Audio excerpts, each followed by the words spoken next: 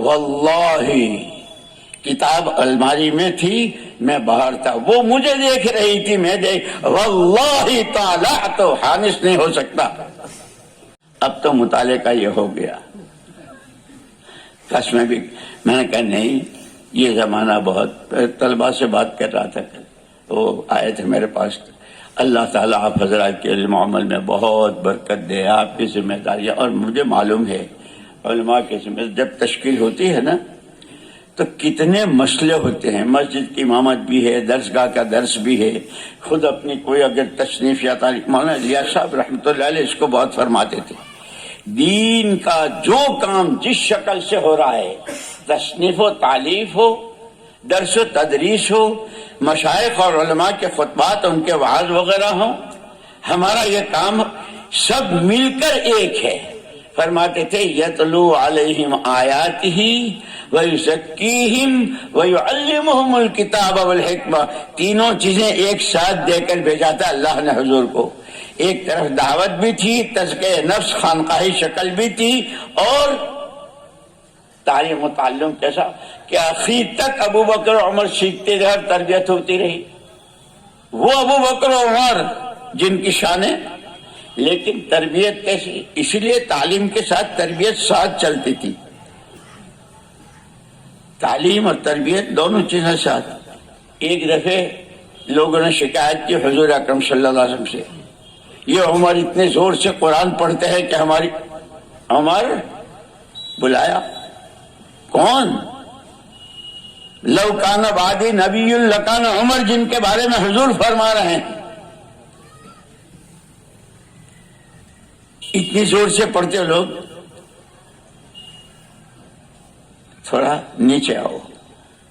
حضرت صدیق اکبر رضی اللہ عنہ پڑھتے تھے تو سنائی نہیں دیتا تھا، یہ ابو بکر تم تھوڑا سا اپنی آواز بڑھا لو، عمر، یعنی اس حیثیت کے ساتھ ان کی تربیت ہو رہی ہے۔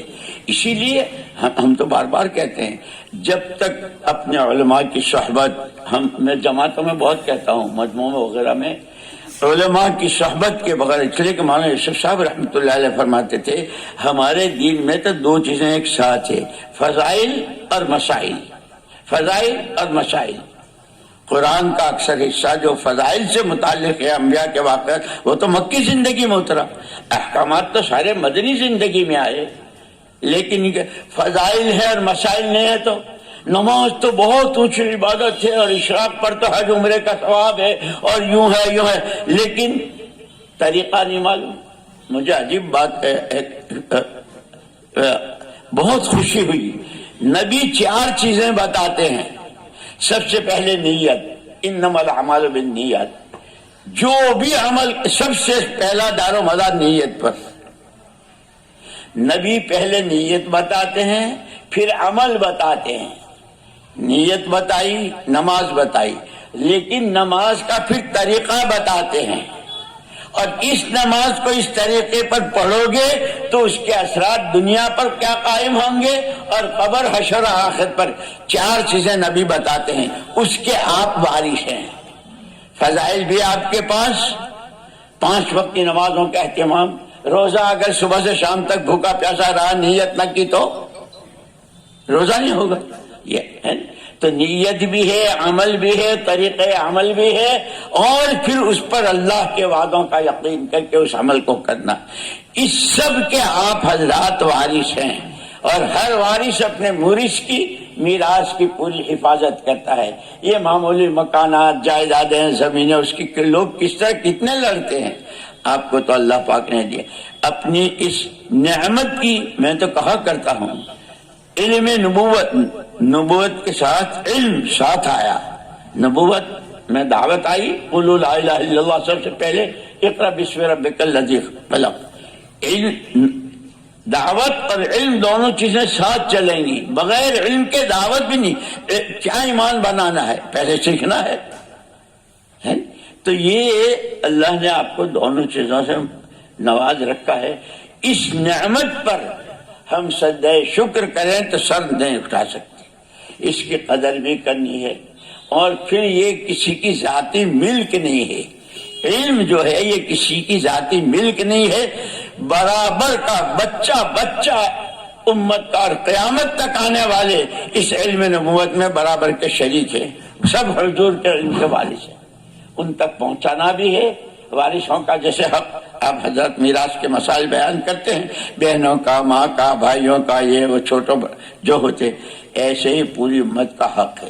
یہ آپ اللہ تعالیٰ آپ حضرات کی، اور ان حالات میں جو حالات چل رہے ہیں اور جس طرح ساری ریشہ دوانیاں اور سب کچھ جو کچھ ہو رہا ہے اور کہاں کہاں سے کیسی کیسی اسکیمیں اور کیا کیا، لیکن اللہ پاک آپ کے مجاہدوں کو، آپ کی قربانیوں کو قبول فرماوے اور بہت ترقیات سے معلومات۔ میری تو روزانہ کی دعا کا معمول ہے، تمام مدارس، تمام مکاتب، تمام مساجد، تمام مقابر، تمام علماء، تمام مشائخ، پھر امت کے عقائد، عبادات، اے اللہ تو ان کی حفاظت فرما۔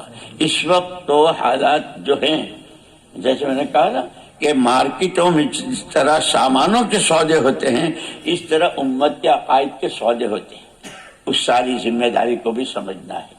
یہ سال تو میں نے کہا نا کہ 12 مدرسوں کی کارگزاری سنی، اس وقت پتا چلا، ان میں سے کچھ ساتھی آئے کہ مولوی صاحب ہم چیلی چلے جائیں۔ چیلی جنوبی امریکہ کا علاقہ ہے، چیلی ہم گئے وہاں، تو وہ امریکہ سے بھی بڑا ہے اور آبادی بھی اس کی بہت بڑی ہے، لیکن وہاں کی بھوک و پیاس اور وہاں کی غربت، تو وہ ساؤتھ افریقہ والے وہاں کے علماء کہ ہم وہاں چلے جائیں۔ میں نے کہا بھائی مشورہ کریو، مشورے کے بغیر کوئی کام نہیں، لیکن تمہاری تو چائے بھی بغیر پیسٹری کے حلق سے نیچے نہیں اتری، تم تو اتنے عیش میں ہو ساؤتھ افریقہ والے، اب وہاں کے مجاہدے کہ نہیں، ہم نے اپنی عورتوں کو بھی تیار کر لیا ہے، اور وہ بھی ماشاءاللہ چیلی گئے اور وہاں دارالعلوم قائم کیے، اور ایسی الحمدللہ الحمدللہ اس بر صغیر میں جو آپ حضرات نے اور ہمارے اسلاف نے اور علماء نے جو کام کیا اور کر رہے ہیں، اسی میں یہ دعوت کی راہ میں جو سال لگا رہے ہیں، یعنی سال لگانے والوں نے، میں ایک آخری بات کہہ دوں، حضرت مولانا حبیب الرحمان صاحب محدث کبیر، آپ سب جانتے ہیں، اکثر وہاں ندوے آیا کرتے تھے، اس لیے کہ صاحب مصباح اللغات مولانا عبدالحفیظ صاحب مالیاوی رحمۃ اللہ علیہ جو تھے، میں ان کے یہاں ہوا کرتا تھا، اور حضرت وہاں سے آیا کرتے تھے تو وہیں ہوتے تھے، خاصی مناسبت ہو گئی تھی۔ ایک مرتبہ میں عربوں کی جماعت لے کر وہاں مئو گیا، حضرت سے اجازت چاہی کہ مہمان ہیں اور ملاقات چاہتے ہیں، زیارت چاہتے ہیں۔ حضرت نے بہت خوشی سے اجازت دی۔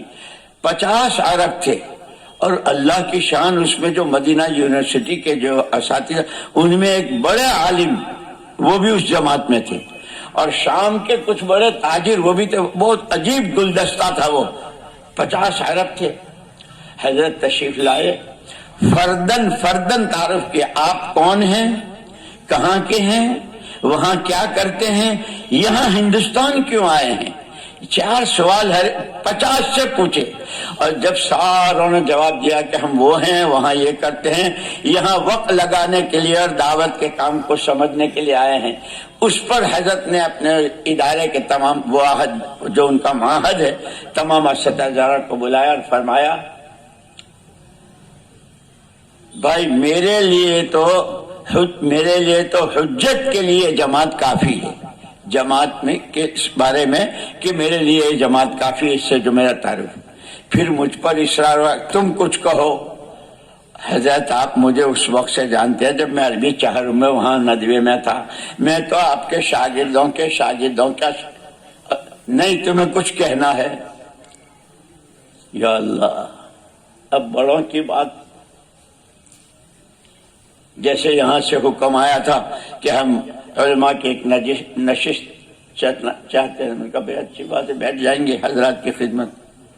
جب حضرت نے بہت اصرار کیا، اللہ کی شان وہ ہے کہ شنوا بھی ہو رہا تھا حضرت کے سامنے بالکل۔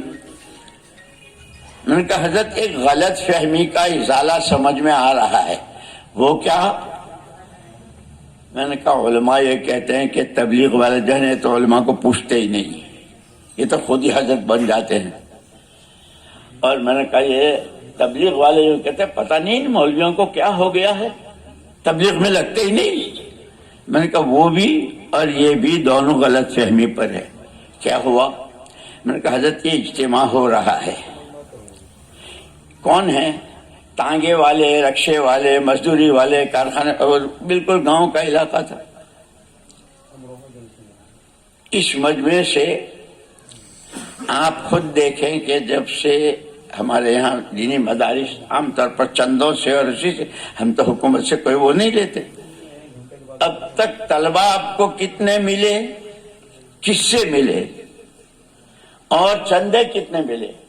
اکثر دعوت کے راستے میں چلنے والوں نے اپنے بیٹوں کو بھیجا ہے، اور اب کوئی شیخ الحدیث ہے اور کوئی مفتی صاحب ہے اور کوئی کیا ہے اور کیا ہے.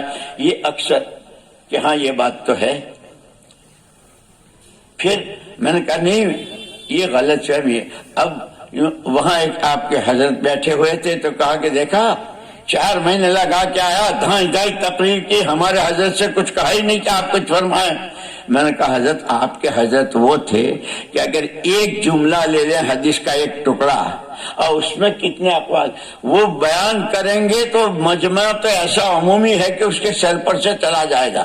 لیکن انہی نے آپ کے ہاں طلبہ بھیجے ہیں اور چندے بھی دیے.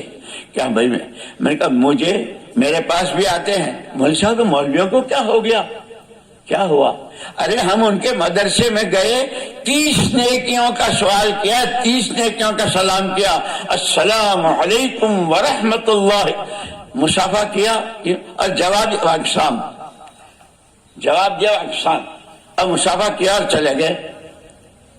کہاں جا رہے تھے؟ ارے کتاب تھی ان کی بغل میں جا رہے تھے. تو میں نے کہا میرا کام یہ ہے کہ میں اس سے پوچھوں تو نے کبھی کوئی سبق پڑھایا ہے؟ نہیں. تیرے باپ نے؟ نہیں. تیرے دادے نے؟ نہیں. میں نے کہا سن، ایک عالم ایک کتاب کو 10 سال سے پڑھا رہا ہے، 17 اور صفحے یاد ہے، لیکن جس وقت درسگاہ میں جاتے ہیں نا جان یہاں ہوتی ہے. اس لیے کہ استاد کے لیے اگر طالب علم کوئی سوال کرے تشفی بخش جواب دے کر اسے مطمئن نہ کرے تو استاد کے لیے ڈوب مرنے کی بات ہوتی ہے. اور اپنی توحید سن، اس وقت میں ان حضرت کو تو کیا صاحب اتنا جواب دیا ہم نے تو 30 نیکیوں کا. ان حضرت کو اگر تھوکنے کی ضرورت ہوتی اور تیری طرف کا رخ کر کے تھوک بھی لیتے تو تیری اپنی شہادت تھی. میں نے کہا حضرت میرے ذمہ اس کا ذہن بنانا یہ تھا. آپ کو آپ کے چونکہ خواص ہوتے ہیں، آپ کی مجلسوں میں لوگ آتے ہیں اور یہ جو اخص الخواص ہوتے ہیں نا وہ کان میں کچھ اور حضرت نے سر ہلا دیا. بیچارے سب بیٹھے ہیں. جیسے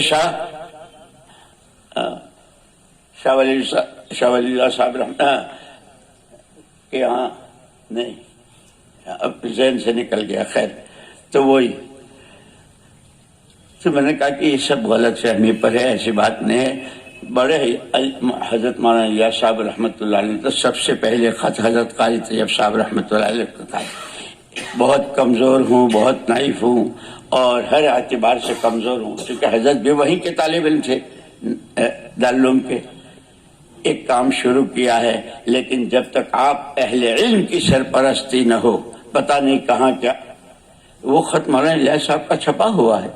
اللہ کا شکر ہے الحمدللہ.